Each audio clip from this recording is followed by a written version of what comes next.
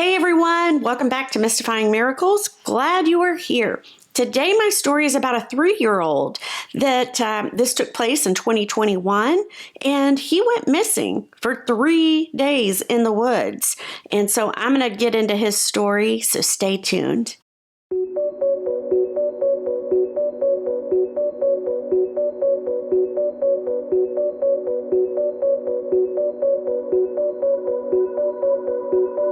It was October 6th in 2021 when Christopher Ramirez, he had been playing run around with his dog right as his mom, whose name was Aricela Nunez, she was unloading groceries. And so she's busy doing that. He's running around with the dog. Well, the dog runs off into the distance and Chris chases him. Well, when the dog returned, the little boy was not with him. So many family members went out searching for Christopher, and they were searching for a good 20 minutes or so when they couldn't find him at all. So they go ahead and they contact the Grimes County Sheriff's Office. They tell them that Christopher was wearing a bright green t-shirt and Mickey Mouse shoes. Well, over 150 law enforcement officers, including several canine units, began putting together a search and rescue. The Texas Parks and Wildlife Department, in addition to the FBI, also got involved and began searching. In the days following, they canvassed the area and all around several times over, and they came up empty. Meanwhile, the Friday after Christopher went missing, a nearby church was having its bi-monthly Bible study. Well, there, a person had been talking to a group of people, and she had just been chatting about the big news story in the area about little Christopher going missing. Well, a man by the name of Tim Halfin, he overheard this conversation. And so he began thinking about it. And he says that night during the whole Bible study that he just could not concentrate. He just kept thinking about this poor little boy. After the Bible study was over, he and several others before leaving ended up praying for the little boy that God would allow him to be found as soon as possible. And as soon as that prayer ended, Tim says he just felt a strong urge within him. And he said it was God telling him to search the woods. And Tim? He obeyed. He responded in faith, and he was going to do what he strongly felt led to. Now, he says he didn't know how he was going to do it, where he'd start exactly. He just knew, I got to do it. So the next morning, Tim gets up. He has his devotional time with God, and then he gets to it. He starts to search the woods in Grimes County. As he's walking and searching and calling out, he says at one point he hears what sounded like a distressed animal sound. And so he'd continue to walk slowly and calling out the boy's name, but he never got a response, really. Well, 2 hours had gone by where he'd been walking and searching, and that's when he starts to hear these distressed animal noises once again. So he starts calling out once again. Still didn't get a response though, but because this was the second time he heard this, he decided to go ahead and notify the authorities. And he told them, look, I'm trying to help search. I'm hearing some weird, what sounds like animal sounds or something.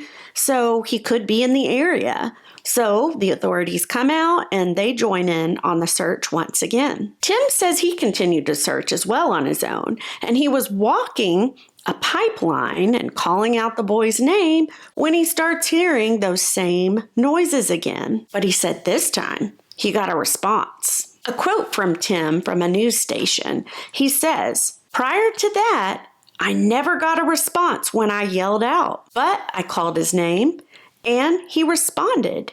He kept talking and talking, and I just went through the thick of the woods and I found him." End quote. Tim states that when he found little Christopher, he didn't have any clothes on. He didn't have shoes on. They weren't even in sight. He had no idea what happened to them. And now the little boy had been out there for 3 days with no food or water. Also, he found out Christopher only knows Spanish. So this contributed to the fact of why he never answered, or people thought he didn't, because he didn't understand English. Tim went ahead and picked up the little boy in his arms, and he said when he did that it was odd because the little boy was not shaking, he wasn't nervous, didn't seem anxious. In fact, Tim used the words that Christopher was quite calm. So, yeah, I mean, that's a mystery there. I don't know. Of course, Christopher was dehydrated and he had a few little scrapes here and there.